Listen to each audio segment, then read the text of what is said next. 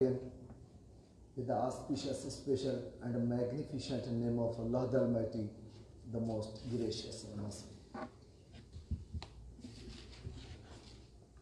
Beloved students, viewers, nothing is easy when you are lazy about it.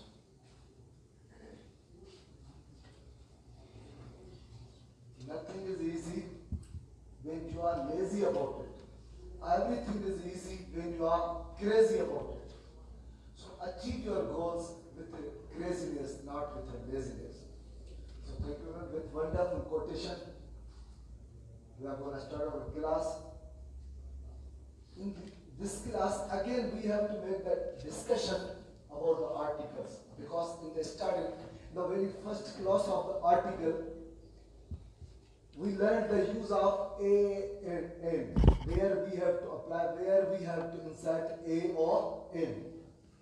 After that, we started the second class of the articles, in which we started learning the use of the.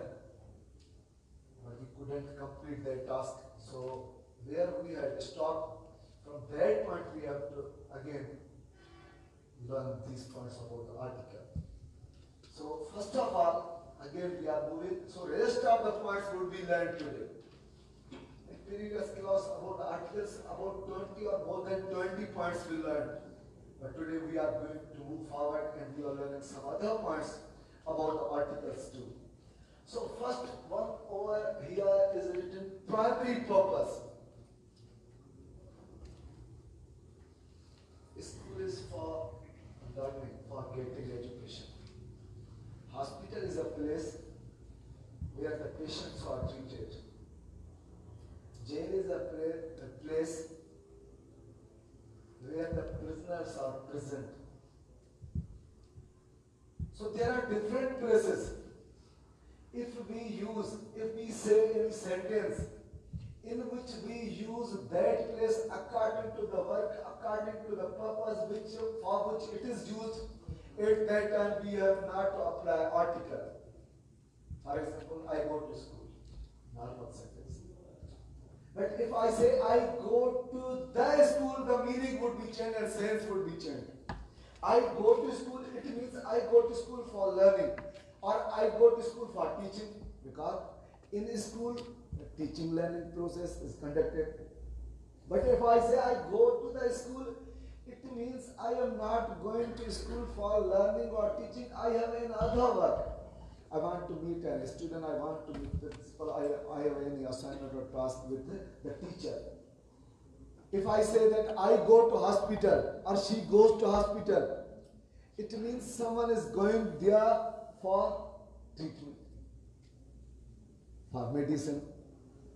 But if someone says that I go to the hospital, he inserts the hospital, it means he goes there for any other work, not for the treatment. So whenever the places are used for their primary purpose, at that time we have not to insert the. But if the is used there, it means there is another object, other work of that place. जॾहिं का शइ का place पंहिंजी primary मक़सद बुनियादी मक़सद लाइ इस्तेमालु कयो वञे, उन जे लाइ को सेंटेंस चयो वञे, को इज़हार कयो वञे, त उन महिल असांखे आर्टिकल जी ज़रूरत कान्हे. आई गो टू स्कूल पढ़ण वञिबो आहे, ठीकु आहे, सही आहे. पर जेकॾहिं को चए I go to the school, I go to the school, त इन जो मतिलबु इहो आहे त स्कूल में पढ़ाइण कोन पियो वञे, कंहिं बि कमकार आहे या छा उन मक़सदु या प्रिंसिपल या कंहिं छोकिरे जी फीस वग़ैरह जमा करणु, को फार्म ॾियणो वठणो आहे, मक़सदु इन लिहाज़ सां पियो वञे. सो जॾहिं बि मुख़्तलिफ़ प्लेसिस पंहिंजे प्राइमरी पर्पस लाइ यूज़ थींदियूं आहिनि, उन महिल आर्टिकल यूज़ न थींदो. पर जेकॾहिं द यूज़ थी वियो त माना इन जो थोरो मक़सदु हटी वेंदो, ॿियो को कमु थींदो. जी बाबा, names of holy books, article जो यूज़ पियो हले त द किथे यूज़ थिए. जॾहिं बि होली बुक्स, मुक़दस किताब जॾहिं बि शेयर कया वेंदा, लिखिया वेंदा, पढ़िया वेंदा, उन महिल यादि रखिजो हमेशह द यूज़ कंदा. I recite the holy Quran, she reads the Gita, the Bible is read by him. the Bible, Gita, Mukhtalif, the Shah or Risalo. Different books are there which are really sacred and holy to us. At that time, we have to apply and insert article the with them. बस समझ में अचे भी न ॻाल्हि बाबा जेकॾहिं मुक़दस किताब आहिनि उन्हनि सां बि जॾहिं असां यूज़ कंदासीं सेंटेंस में लिखंदासीं ॻाल्हाईंदासीं पढ़ंदासीं पढ़ाईंदासीं जॾहिं सेंटेंस में यूज़ कया वेंदा त यादि रखी छॾियो आर्टिकल द ज़रूरु यूज़ थींदो अॻिते आहे यूनिक थिंग्स दुनिया में अहिड़ियूं शयूं आहिनि मैचलेस अनपेल्ड एंड अनसरपासेबल थिंग्स आहिनि जिन जो को मिसाल ई कोन्हे मट ई कोन्हे अहिड़ियूं लासानी ऐं बेमिसाल शयूं मौजूदु हूंदियूं आहिनि जिन जो को मट ई सानी कोन्हे सिज आहे द सन इन जो को मट ऐं सानी कोन्हे तारा आहिनि आसमान आहे ज़मीन आहे सो जॾहिं बि अहिड़ियूं यूनिक थिंग्स असां सेंटेंस में यूज़ कंदासीं उन खां अॻु में असां आर्टिकल द ज़रूरु पुटअप कंदासीं the earth the sun the stars the sky clear जी भाउ सिर्फ़ु हिकिड़ो सैंपल ॿुधाइबो वञिबो पोइ तव्हांखे पंहिंजी महिनत करणी आहे तव्हां ईअं त कोन था कयो त भाउ जेको कुझु आहे बसि इहो साईं पढ़ायो बसि भाउ ठीकु आहे या उस्ताद जेकी हिते महिनतूं पिया कनि सभु कुझु इहो कोन अथव जस्ट सैंपल जस्ट तयारीअ लाइ हिकिड़ो गाइडेंस आहे तव्हांखे पंहिंजूं महिनतूं करणियूं आहिनि ठीकु आहे बाबू अॻिते मूव कंदासीं names of mountain ranges single mountain न माउंटेन रेंजिस जीअं असांजे नार्दर्न पासे असांजे उतरनि इलाइक़नि में वॾा वॾा जबल पहाड़ आहिनि हिंदू कुश क्रोक्रम हिमालय जबलनि जा वॾा सिलसिला आहिनि हिकिड़े मुल्क खां थींदा ॿियो वञी ॿियनि मुल्कनि ताईं पुॼनि त जॾहिं बि mountain ranges the Himalayan the Hindu Kush the Karakoram such kind of mounts ranges would be used in the sentence at that time with these ranges we have to apply the article the Himalayans the Karakoram the Hindu Kush at that time we have to apply the so names of mountain ranges after that names of some countries in which include the words like republic kingdom and okay cheto मुल्कनि जे नाल सां मुल्कनि जा नाला proper noun आहिनि Pakistan proper noun आहे proper noun सां असां आर्टिकल यूज़ कोन कंदा आहियूं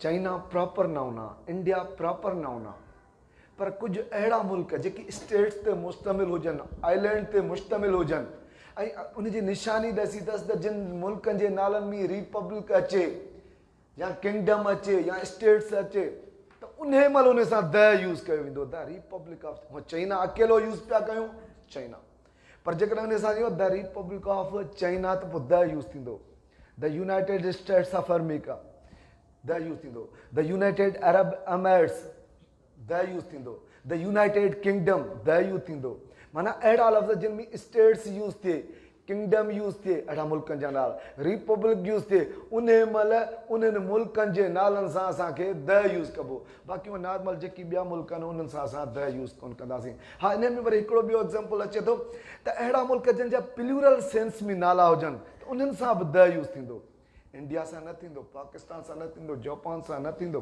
पर प्लूरल सेंस में जीअं फिलिपाइंस आख़िर में एस थी अचे द फिलिपाइंस थींदो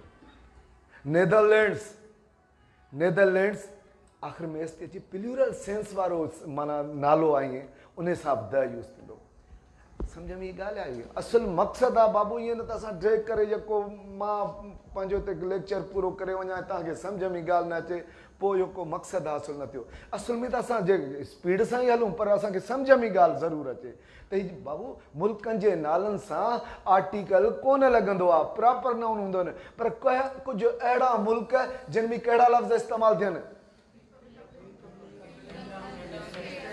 त उन्हनि सां वरी द लॻाईंदासीं अॻियां अॻिते पॉइंट आहे names of musical instruments Baba musical माना मौसीक़ीअ जा जेके औज़ार हूंदा आहिनि उन्हनि सां बि the use the violin the banjo the flute the तंबूरो द ड्रम त इहे जेके आहिनि म्यूज़िकल इंस्ट्रूमेंट आहिनि जॾहिं बि म्यूज़िकल इंस्ट्रूमेंट सेंटेंस में यूज़ कंदासीं ॿुधंदासीं ॿुधाईंदासीं ॻाल्हाईंदासीं लिखंदासीं पढ़ंदासीं टेस्ट में हल कंदासीं यादि रखी छॾियो आर्टिकल द पुटअप ज़रूरु कंदासीं सही बाबू names of nationalities common दुनिया में the Muslims the Christians the Hindus the non-Muslims the Sikhs मुख़्तलिफ़ क़ौमूं आहिनि दुनिया में उन्हनि क़ौमुनि जे नालनि सां बि हमेशह असां आर्टिकल द अॻियां लॻाईंदासीं शिप्स जेके दुनिया जा वॾा जहाज़ आहिनि या वारशिप द टीपू द मददगार या तव्हांजो मशहूरु नालो ॿुधो द टाइटेनिक ॿुधल आहिनि नाला।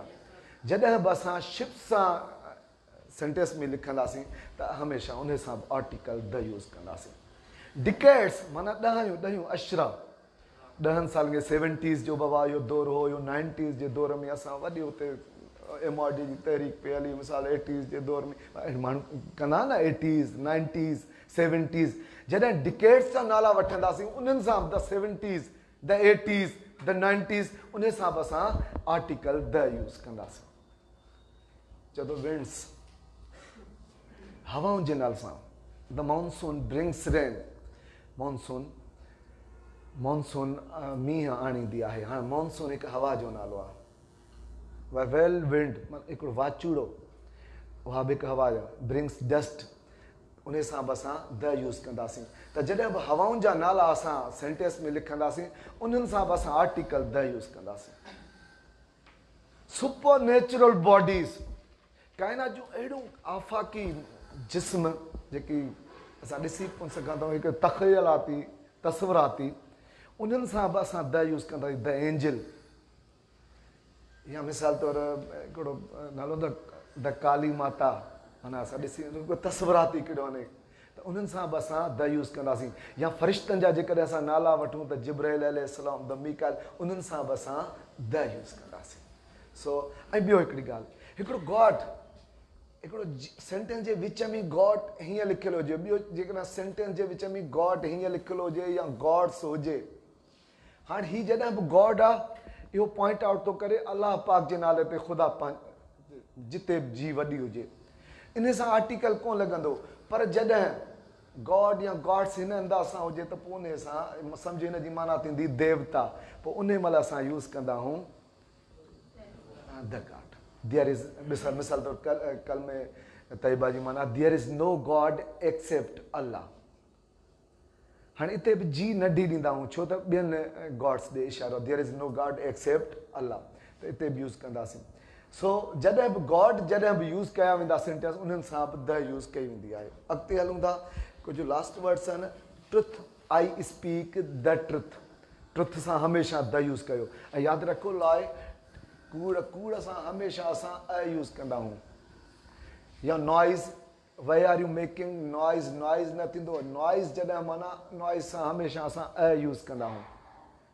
सो ट्रुथ सां हमेशह द जो आर्टिकल यूज़ कयो आहे। स्पीक द ट्रुथ, बोथ, जेकॾहिं प्रॉपर नाउन अॻिते यूज़ कयो त आर्टिकल जी ज़रूरत न आहे। Both Aslam and Ali are going, पर जेकॾहिं इन्हनि सां को प्लूरल नाउन यूज़ कयो वञे त द जो यूज़ इन सां थींदो। वर्ल्ड, वर्ल्ड सां हमेशह पहिरीं असां द यूज़ कंदा आहियूं। द वर्ल्ड, ओ he is the famous person in the world, सो वर्ल्ड सां बि हमेशह द यूज़ कंदा आहियूं। ऑल सां, all the boys are listening to my words attentively, all the boys, use थी वियो। सो ऑल खां बि हमेशह पोइ असां द यूज़ कंदा आहियूं। होल, हाणे हिते फ़र्क़ु आहे, ऑल बि माना सभु, होल बि माना सभु। होल जेको आहे सो अनकाउंटेबल शइ लाइ यूज़ थींदो आहे। मिसाल तौरु हिन सभु खीरु पी छॾियो आहे, हाणे सभु खीरु पी छॾियो आहे, खीरु काउंटेबल शइ आहे, ॻणे सघूं था या तौर माप वारी शइ आहे। अनकाउंटेबल मां तौर माप वारी शइ, जॾहिं तौर माप वारी शइ आहे त सभु भला उते लफ़्ज़ यूज़ कंदासीं whole. So he has drunk the whole milk, माना होल खां असां पहिरीं द यूज़ कंदासीं। पर जेकॾहिं इन्हनि सां ऑल बि यूज़ थी सघे थो, छो ऑल जेको आहे ॿिन्ही पासे काउंटेबल ऐं अनकाउंटेबल ॿिन्ही सां यूज़, ही has drunk all the milk. पर फ़र्क़ु इहो आहे, आर्टिकल जो टॉपिक आहे, तंहिंजे करे होल खां पहिरीं द यूज़ कंदासीं ऐं ऑल खां बाद में द यूज़ कंदासीं। He has drunk all the milk ऐं he has drunk the whole milk. All सां बि द यूज़ थींदो, होल सां बि द यूज़ थींदो, पर होल खां पहिरीं ऑल खां बाद। अॻिते इंटरनेट जो लफ़्ज़ उन सां द यूज़ कंदा आहिनि। गॾो ही वक़्तु आहिनि, I get up early in the morning and I go home in the evening. So अहिड़ा in the morning, in the evening, in सां बि असां आर्टिकल यूज़ कंदा आहियूं। सही आहे बाबू? सो इहो कुझु डिस्कशन असांजो आर्टिकल द किथे यूज़ कयो। सो लास्ट टॉपिक जेको असांजो जेको सम्झो त क्लास आहे, so omission of articles, where the article is forbidden and prohibited. Article किथे यूज न कजे. Article यूज ॾिसो पहिरियों क्लास अगरि तव्हांखे यादि आहे त पहिरियों क्लास हो असांजो त ए या एन किथे यूज़ कजे. सही बाबू. ॿियो असांजो क्लास पियो हले त द यूज़ किथे, ए एन इंडेफिनेट आर्टिकल किथे यूज़ कजनि. ॿियो हो त डेफिनेट आर्टिकल द, उहो किथे यूज़ कजे. असां 2 क्लास तक़रीबन उन ते वठी चुका आहियूं त द किथे यूज़ कजे. बाबू हीअ हिकु ॾींहं जी मालूमात न, मूं उन ॾींहुं बि चयो त हीअ जेको पाण शेयर पिया कयूं सिखूं पिया तव्हांजे सिर्फ़ु हिकु हिन टेस्ट न लाइ, पर हमेशह जे लाइ जेकी तव्हांखे टेस्टूं ॾियणियूं पियूं पवनि, इनशाला हीअ शयूं ॾाढियूं कारगर ऐं फ़ाइदेमंद साबित थींदियूं. जी बाबू, ओमिशन ऑफ आर्टिकल्स. आर्टिकल किथे यूज़ न कजे. चए थो man, woman in general sense. This is a man, this is a woman, he is a man, she is a woman. ॾिसो यूज़ कयूं पिया, he is a man, she is a woman, use कयूं पिया न बाबू. पर चए थो general sense, माना हिकु माण्हू. ॾिसो पाण जेको यादि हुजे त जेकॾहिं का सिंग्युलर शइ हुजे पंहिंजे होल क्लास खे रिप्रेज़ेंट करे उन सां आर्टिकल द लॻंदो. याद आहे सेंटेंस जेकॾहिं the dog is a faithful animal, the cow gives us milk चयोसीं. पर यादि रखिजो जेकॾहिं मेन ऐं वुमेन पंहिंजी होल क्लास जी नुमाइंदगी कनि, माना मेन सम्झो त पूरी इंसानियत जी नुमाइंदगी करे, उन महिल इन सां को बि आर्टिकल न लॻाइणो आहे. मिसाल तौरु चवंदा आहिनि इंसान फ़ानी आहे, उनजी इंग्लिश आहे मैन इज़ मॉर्टल. छा आहे बाबू in English? Man is mortal. Man बि सिंग्युलर लिखियलु आहे, मैन इज़ मॉर्टल. हाणे इंसान फ़ानी आहे. मेन इंसान, ॾिसो मेन कहिड़े सेंस में यूज़ पियो थिए, इंसान जे सेंस में पियो थिए त पंहिंजे होल क्लास जी नुमाइंदगी पियो करे, तंहिंजे करे हिते आर्टिकल यूज़ थींदो. Men and women go side by side, माना मर्द ऐं औरत गॾो गॾु हलनि था हिन ज़माने में. मेन एंड वुमेन माना इहो यूनिवर्सल स्टाइल में जेकॾहिं सेंटेंस चयो वञे त उन महिल आर्टिकल यूज़ न थींदो. Women is the beauty of home. हाणे अ वुमेन, द वुमेन या को बि आर्टिकल कोन थींदो. जी बाबा को बि आर्टिकल न. Women is the beauty of home, women सां आर्टिकल कोन यूज़ थींदो, छो त यूनिवर्सल स्टाइल में यूज़ पियो थिए.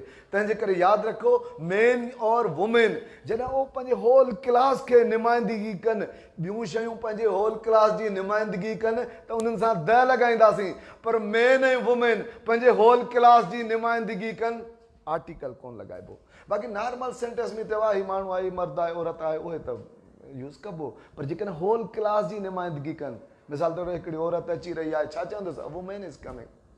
मर्द वञी रहियो आहे, man is going. A person, a man is reading news paper. ते त यूज़ थींदो. इहो होल क्लास जी नुमाइंदगी कोन पियो, इहो माण्हू अख़बार पियो पढ़े. सम्झो पिया. पर जेकॾहिं होल क्लास जी नुमाइंदगी करे, माना अहिड़ो सेंटेंस हुजे जेको हर इंसान ते अप्लाई थी सघे थो. इंसान फ़ानी आहे, हिकिड़े माण्हूअ जी ॻाल्हि आहे, पूरी इंसानियत जे लिहाज़ खां आर्टिकल न ईंदो.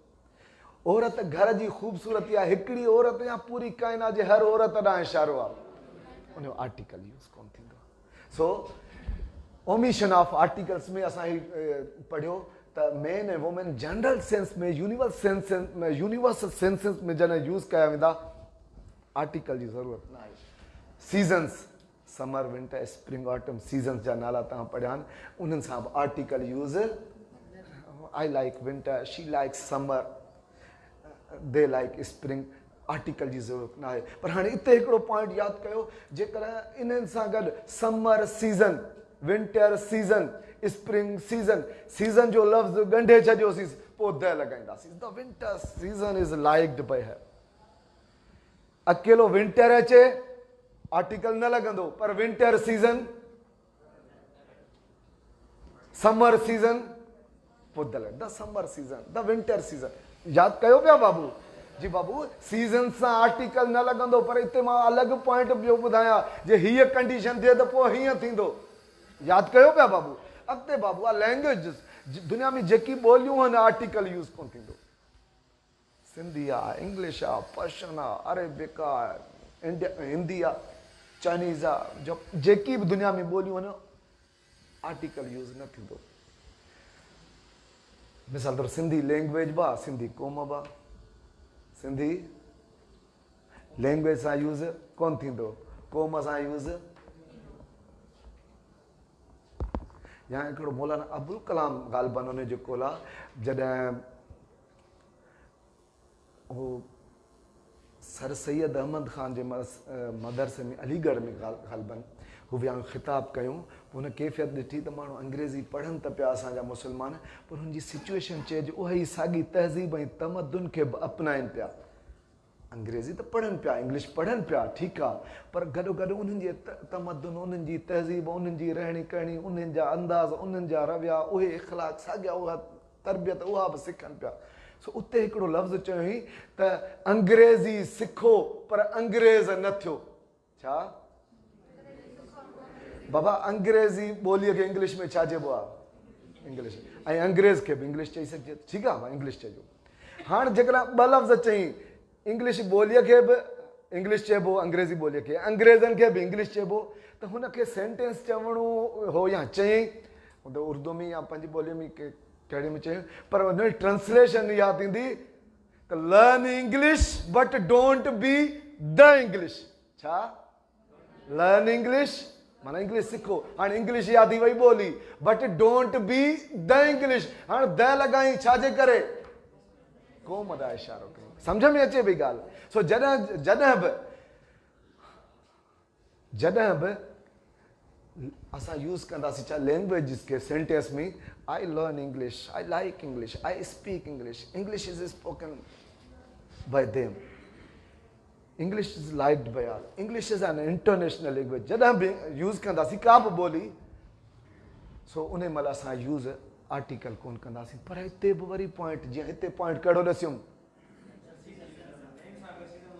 सीज़न्स माना विंटर सीज़न समर सीज़न उन द यूज़ कंदासीं लैंग्वेज सां बि आर्टिकल यूज़ कोन थींदो अकेली लैंग्वेज जो नालो हुजे पर गॾु फिट हुजे English language Sindhi language Urdu language Persian language Arabian language language जो नालो हुजे पोइ अॻियां लिखंदे the Chinese language the Sindhi language the Urdu language the Persian language नालो जेकॾहिं लैंग्वेज जो गॾु अची वियो पोइ द यूज़ कंदासीं क्लियर क्लियर जिन जी थियो आहे पॉइंट उहे क्लिपिंग कनि बाक़ी ॿिया न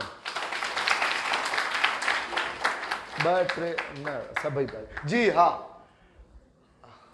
बाबा मील्स माना खाधा पीता लंच आहे डिनर आहे सुपर आहे ब्रेकफास्ट आहे न बाबू इन्हनि सां असांखे आर्टिकल यूज़ न करिणो आर्टिकल यूज़ ओ he served me a delicious lunch I eat lunch. She had breakfast. माना असां यूज़ न कंदासीं मील्स सां पर हिते पॉइंट हाणे ध्यान सां ॿुधो असां मील्स सां खाधनि पीतनि जा जेके टाइम आहिनि उन्हनि जे नालनि सां असां आर्टिकल यूज़ न कंदासीं पर जेकॾहिं कंहिं माण्हूअ सां मख़सूस बणायूं यार लंच जेको शोभान करायो न वाह वाह थी वई The lunch which was served by Mr. Shubhan was really delicious. The lunch. माना कंहिं सां मख़सूस बणाईंदासीं उन माण्हू उन्हनि खे पोइ त लॻंदो त the lunch the dinner which was served by पोइ उन महिल असां द लॻाईंदासीं बाक़ी जनरल वे में जनरल सेंस में असां मील्स सां असां खाधनि पीतनि जे हिननि जे लंच सां डिनर सुपर ब्रेकफास्ट इन्हनि सां आर्टिकल यूज़ पर कंडीशन आहे जेकॾहिं फिट कयूं कंहिं शख़्स सां कंहिं माण्हूअ सां त पोइ उन महिल द लंच विच वी हैड at that hotel was really super the lunch विच उहो लंच जेको असां हुते कयो हाणे इहो मख़सूस बणायोसीं बाबू जिते पर्टिकुलाइज़ कंदासीं कंहिं होटल सां कंहिं माण्हूअ सां शख़्स सां पर्टिकुलाइज़ बणाइबो उते त द यूज़ थींदी बाक़ी जनरल सेंस में मां मंझंदि जी मानी खाधो तूं राति जी मानी खाईंदो ठीकु आहे उते डिनर में लंच में आर्टिकल यूज़ न थींदो सो अची वियो उमिरि आहे पाण जी भाउ उहे हेॾां था अचूं मील्स हिते टाइटल प्लस नेम ॾिसो टाइटुलर नेम सां आर्टिकल या डेज़िग्नेशन आहिनि जे head master principal chief minister designation titles आहिनि इन्हनि सां आर्टिकल न यूज़ थींदो पर टाइटल इन्हनि सां आर्टिकल द यूज़ थींदो पर टाइटल सां गॾु जॾहिं नेम अचे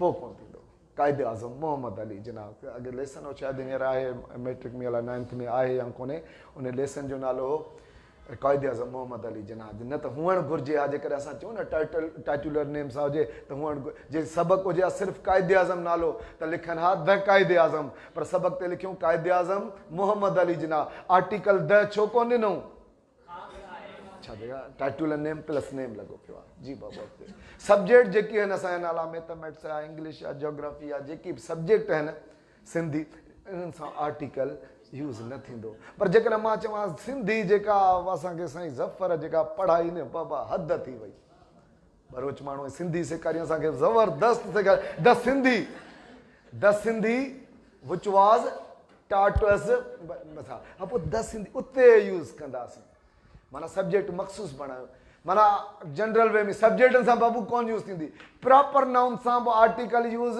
न थींदो इन्हनि में कुझु प्लेसिस वग़ैरह असां जेकी इंपॉर्टेंट हूं उहे डिस्कस कयोसीं द ताजमहल या उन्हनि सां असां यूज़ कंदासीं डेज़ संडे मंडे ट्यूसडे इन्हनि सां बि आर्टिकल असां यूज़ न कंदासीं मटीरियल नाउन्स जो मापण तोरण वारियूं शयूं इन्हनि सां बि आर्टिकल यूज़ न कंदासीं वाटर मिल्क हनी हम शयूं आहिनि न butter oil diesel petrol gas ये सभु मटीरियल शयूं आहिनि gold iron silver material wheat cotton ये सभु मटीरियल नाउन सां आर्टिकल यूज़ न थींदो पर इते कंडीशन हिकिड़ी यादि कयो कंहिं शख़्स सां कंहिं इलाइक़े सां कंहिं माण्हूअ सां फिट कबो त द यूज़ कबी gold is a precious metal general माना हिकिड़ो ॻाल्हि आहे जनरल सेंटेंस आहे gold is a precious metal सोन जेको आहे हिकु क़ीमती धातु आहे पर चवां उहो सोन जेको सऊदी अरब जो आहे उहो त प्योर आहे हाणे छा चवां the gold of the gold which you have kept in bank माना जेको सोन तव्हां बैंक में रखियो आहे मां उनजी ॻाल्हि कयां पोइ मख़सूस बणाइबो कंहिं शख़्स सां कंहिं इलाइक़े सां पोइ त द यूज़ कंदासीं मटीरियल नाउन्स एब्स्ट्रैक्ट नाउन सां बि यूज़ कोन कंदासीं honesty is the best policy honesty सां कोन यूज़ कंदासीं bravery is liked by everyone hospitality is a gift of God hospitality bravery freedom slavery freedom is a blessing and slavery is curse माना आज़ादी हिकु वॾी नेमत आहे ऐं ग़ुलामी हिकु वॾी लानत आहे हाणे फ्रीडम बि यूज़ कयमि स्लेवरी बि यूज़ कयमि त आर्टिकल को बि कोन ऑनेस्टी यूज़ कयासीं ब्रेवरी बोल्डनेस जेकी बि लफ़्ज़ एब्स्ट्रैक्ट नाउन यूज़ कंदासीं असांखे आर्टिकल जी ज़रूरत कान्हे हा वरी इन में इते पण हिन में इहो यादि कजो त कंडीशन्स आहिनि जे फिट कयोसीं कंहिंजे ओहो द ब्रेवरी ऑफ मौलाए काइनात इमाम अली करम अल्लाह वजहू is famous all over the world the bravery of ओ the slavery of Kashmiris slavery the freedom of Pakistan हाणे मख़सूस इलाइक़नि सां पिया कयूं शख़्सियतुनि सां पिया कयूं उन महिल उन सां कंडीशन आहे उन महिल द यूज़ कंदासीं सही आहे बाबू abstract nouns plurals to represent the whole class very nice option अची वियो ॾिसो सिंगुलर शइ हुजे पंहिंजे होल क्लास खे नुमाइंदगी करे द ज़रूरी आहे the cow gives us milk पर इहो साॻियो सेंटेंस मां प्लूरल में चवणु चाहियां पोइ मां चवंदुसि cows give us milk plural में काउज़ चवंदुसि माना यूनिवर्सल स्टाइल में The dog is a faithful animal पर जहाँ प्लूरल में चवां त चवंदुसि dogs are faithful animals हाँ dogs are माना साॻी ॻाल्हि जेकॾहिं प्लूरल में कई वञे त पोइ उन महिल आर्टिकल जी ज़रूरत कान्हे उन महिल आर्टिकल जी ज़रूरत जेकर सिंगुलर आहे होल क्लास जी नुमाइंदगी करे रिप्रेज़ेंट करे द लॻाइबो प्लूरल में यूज़ कजे त पोइ यूज़ द न कंदासीं मिसाल तौरु कंप्यूटर ऑफिसुनि में इस्तेमालु थींदो आहे जेकॾहिं सिंगुलर सेंस में चवंदुसि द कंप्यूटर इज़ यूज़्ड इन offices the computer is used इन जी माना थींदी कंप्यूटर ऑफिस में इस्तेमालु कयो वेंदो आहे कहिड़ो कंप्यूटर पर जेकॾहिं प्लूरल में ॻाल्हि कयां त छा चवंदुसि computers are used in office हाणे थोरो टाइम मिले हा त मां ॿियो बि फ़र्क़ु ॿुधायां हा त द किथे वरी यूज़ कबी प्लूरल में, जेकॾहिं द यूज़ कबी प्लूरल में पोइ उहो मख़सूस बणिजी वेंदा। मिसाल त मां चवां the goats are grazing, the goats are, त इहो मख़सूस माना इहे जेकी बकरियूं आहिनि इहे चरी रहियूं आहिनि, प्लूरल सेंस में यूज़ कंदासीं त इहो थींदो। पर जेकॾहिं सिंधी माना सिंगुलर में बि यूज़ कयां द गोट इज़ ग्रेज़िंग, माना सम्झो त पॉइंट आउट पियो कयां। सो बहरहाल इन टॉपिक ते जेकॾहिं वरी डिस्कस कंदासीं, ऐं साईं जन वेठा आहिनि, टाइम बि थी वियो आहे। चए थो कॉन्टिनेंट्स, दुनिया में जेकी बरे आज़म आहिनि उन सां बि आर्टिकल यूज़, मतलब एशिया, यूरोप, एंटार्कटिका, जेकी बि आहिनि, ऑस्ट्रेलिया, अफ्रीका, जी बा। इन खां पोइ आहे कंट्रीज़। कंट्रीज़ अॻु में डिस्कस थी चुको आहे जी बाबू, हुन पासे असां डिस्कस कयो त कंट्रीज़ जे नालनि सां आर्टिकल यूज़ न थींदो, पर उन में कुझु वरी मख़सूस शेयर कया हुआसीं, कहिड़ा, जिन सां रिपब्लिक मिले, किंगडम मिले या स्टेट्स मिले, त उन्हनि सां द यूज़ थींदो। बाक़ी जनरल वे में कंट्रीज़ जे नेम में Pakistan is our country use न थींदो। जी बाबू अॻिते सिटीज़, टाउन्स, प्रॉपर नाउन्स आहिनि, आर्टिकल यूज़ न थींदो। डिज़ीज़, बीमारियुनि जे नालनि सां, I have fever, she has headache, she has malaria, Aslam has cancer, मुख़्तलिफ़ क़िस्म जूं जेकी बीमारियूं आहिनि उन्हनि जे नालनि सां बि असां आर्टिकल यूज़ कोन कंदासीं। गेम्स, मुख़्तलिफ़ क़िस्म जूं game, I play football, she plays hockey, Aslam plays badminton. जॾहिं मुख़्तलिफ़ क़िस्म जूं गेम्स हूंदियूं ऐं उन्हनि जे गेम्स जे नालनि सां बि आर्टिकल यूज़ न थींदो। रिलेशन्स, नाता, मिटियूं माइटियूं, रिश्तेदारियूं, रिश्तेदारियुनि जा नाला कढनि, खोड़ वॾी कतार ठही वेंदी, फादर आहे, मदर आहे, फ्रेंड आहे, एनिमी आहे, सिस्टर आहे, ब्रदर इन लॉ आहे, सिस्टर आहे, स्टेप फादर, कई आहिनि, जिग बाबू, सन आहे, जेकी बि रिलेशन्स जा नाला आहिनि, अंकल आहे, आंटा, जेकी बि रिलेशन्स जा नाला, उन्हनि सां बि आर्टिकल यूज़ न थींदो। Is a compliment of sentence, अहिड़ा लफ़्ज़ जेके सेंटेंस जो कॉम्प्लीमेंट तौरु यूज़ थियनि, पोइ उन महिल बि असां यूज़ कंदा आहिनि। अवर नेशन इलेक्टेड हिम, असांजे क़ौम हुनखे इलेक्ट कयो, छा, प्राइम मिनिस्टर या किंग या प्रेसिडेंट।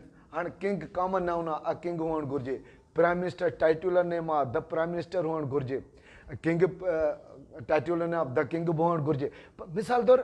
पर हाणे अवर नेशन इलेक्टेड हिम प्रेसिडेंट, हाणे हिम खां पोइ प्रेसिडेंट मूं यूज़ कयो, इहो कॉम्प्लीमेंट तौरु असां यूज़ कयो, ज़रूरत न आहे आर्टिकल जी।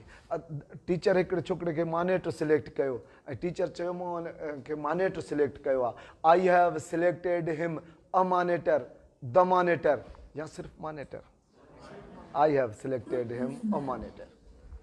ठीकु आहे बाबू, त इहा बेसिक शयूं हुयूं जेकी आर्टिकल्स जे बारे में, जेकॾहिं तव्हां वरी पंहिंजे मुंहुं वरी इन ते महिनत कयो, कोशिशि कयो। हीउ सिर्फ़ु मां अॻु में तव्हांखे ॿुधायो हिकिड़ो सैंपल आहिनि जेके तव्हांजे साम्हूं प्रेज़ेंट कया पिया वञनि, वरी तव्हांखे पंहिंजी महिनत करणी आहे, कोशिशि करणी आहे। जेकॾहिं हिन टॉपिक ते तव्हां ध्यानु ऐं दिलचस्पी ऐं शौक़ सां पढ़ियो त इनशाला पूरी ज़िंदगीअ लाइ तव्हांजो आर्टिकल्स जो मसइलो हल थी वेंदो। Thank U very much for attending the class.